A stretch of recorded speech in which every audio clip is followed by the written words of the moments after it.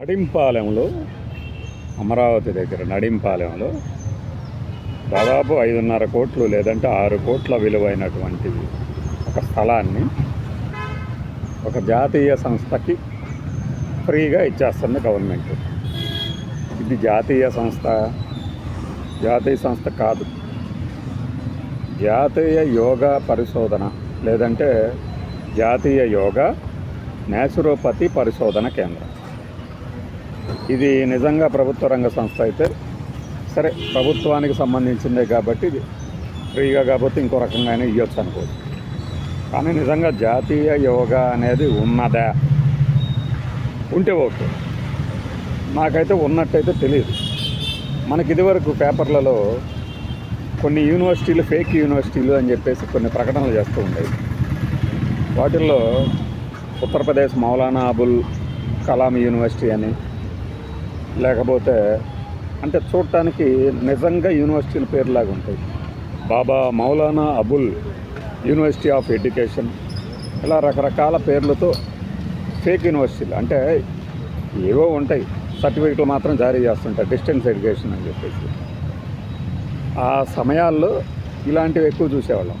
International yoga training university, yoga diploma in yoga education, PGDCA in yoga training, ఇలా రకరకాల పేర్లతో సర్టిఫికేట్ కోర్సులు అని ఉండేవి. నిజంగా నేర్పిస్తారో లేదో తెలియదు, కానీ చాలామంది వాటిలో జాయిన్ అవుదాం అనుకోవటం, అక్కడ ఏ సంస్థ లేకుండా ఉండటం కనపడేది.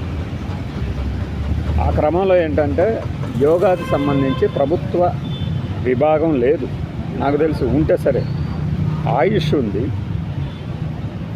కానీ ఈ పరిశోధన సంస్థ అని న్యాచురోపతి అని చెప్తున్నారే, న్యాచురోపతికి బాబా రామ్దేవ్ అని చెప్పబడే, అంటే అతను బాబా అనుకుంటాడు, గడ్డం పెంచుకొని సన్యాసి వస్త్రాలు ఉంటాయి కాబట్టి బాబా రామ్దేవ్ పతంజలి సంస్థ ఎప్పటి నుంచో ఈ యోగా పేరుతోనూ, అలానే న్యాచురోపతికి మళ్ళీ మనవాడికి దూరం.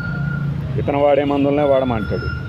ఇవన్నీ ఆంధ్రప్రదేశ్ టూరిజానికి బ్రాండ్ అంబాసిడర్గా తీసుకుంటానన్నారు చంద్రబాబు నాయుడు గారు యోగా డే సందర్భంగా. మరి అప్పుడు కేటాయిస్తాం అని చెప్పబడినటువంటి ఆ యొక్క స్థలం నడింపాలెంకి పంపించారు. లేదంటే రెండు కలిపి ఇచ్చేసేయండి ఒక చోట, నేను అక్కడే మీకు స్థలం కేటాయిస్తాను అని కూడా అన్నట్టు గుర్తు. ఒకవేళ ఈ నడింపాలెంలో పెడుతున్నది అదేనా, లేదు నిజంగానే ప్రభుత్వ రంగ సంస్థ. కానీ స్థలాన్ని ఉచితంగా ఇవ్వాల్సినంత అవసరమేమి ఉండదు. ఇప్పుడు ఇంతకుముందు మనం చెప్పుకున్నట్టు అదానికి లీజుకి ఇచ్చినట్టు వీళ్ళు కూడా కనీసం సంవత్సరానికి 10,000 లీజుకి ఇస్తున్నామన్నా ఫ్రీగా కట్టబెట్టినట్టు కాకుండా ఉండేది కదా. వీళ్ళు ఏం చేస్తారు, యోగా పేరు, ఆ తర్వాత న్యాచురోపతి R&D పేరుతో అనేది ఒక హితమిద్దంగా అంచనాకి రాకముందే, అంటే బయట ప్రజలకు తెలియదు. మీ దగ్గర ఒక DPR డీటెయిల్డ్ ప్రాజెక్ట్ రిపోర్టో ప్లాన్ రిపోర్టో పెట్టి ఉండవచ్చు, కానీ అందరికీ తెలియాల్సిన అవసరం ఉంటుంది కదా. ఇది ఒకటే కాదు, ఆ కింద కూడా ఇంకా వేరే వాటికి కూడా ఇచ్చారు ఫ్రీగా, తమ్నైల్లో చూడండి. ఇలా స్థల కేటాయించుకుంటూ పోతాము. ఆ స్థలాన్ని వాళ్ళు స్వాధీనం చేసేసుకుంటారు. ఫ్రీగా అంటే వెంటనే స్వాధీనం చేసుకుంటారు కదా. బట్ అందులో కండిషన్ పెడుతున్నారా లేదా? ఏ కండిషను? మీరు ఈ 2 ఏళ్లలోగా ఈ భవంతులు పూర్తి చేయాలి. పూర్తి చేయని పక్షంలో తిరిగి మేము స్వాధీనం చేసుకుంటాము.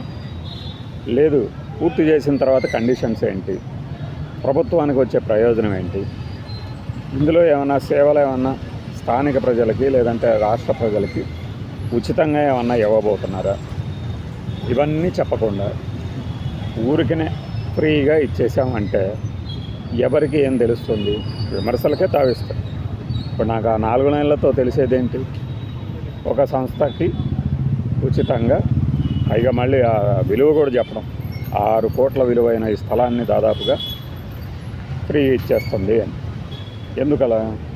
నేను చాలాసార్లు చెప్పా, నేను కూడా అప్లై చేసుకుంటా, ఎక్కడన్నా కనీసం 1 ఎకరం నేను నామమాత్రపు ధర అయినా చెల్లిస్తాను, మెడిసినల్ ప్లాంట్స్ పెంచాలనేది నా కోరిక అని.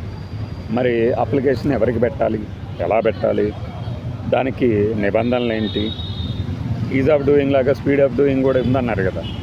సింగిల్ విండో పథకం ఏముందా అంటే ఒక చోటకి వెళ్తే ఇక అనుమతులన్నీ దాంట్లోంచి వస్తాయా, ఇవన్నీ తెలిసినప్పుడు ఏంటంటే మనం ఇలా ఉచితంగా ఇవ్వాల్సిన అవసరం ఏమీ లేదేమో అనిపిస్తుంది. అంత ఖరీదైన స్థలం, పైగా మార్కెట్ రేటు అది గవర్నమెంట్ రేట్ అయి ఉంటుంది. మార్కెట్ రేట్ ఇంకా ఎక్కువ ఉండొచ్చు.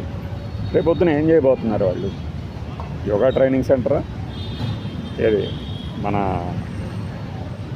జాతీయ ప్రపంచ దినోత్సవం కదా యోగా డే అంటే ఆ రోజు, దానికి అనుబంధంగా సాగుతుందా ఇది? లేదంటే రాజధాని చుట్టుపక్కల ప్రాంతాల్లో ఒక సహజ సిద్ధ వైద్యం గురించినటువంటి పరిశోధన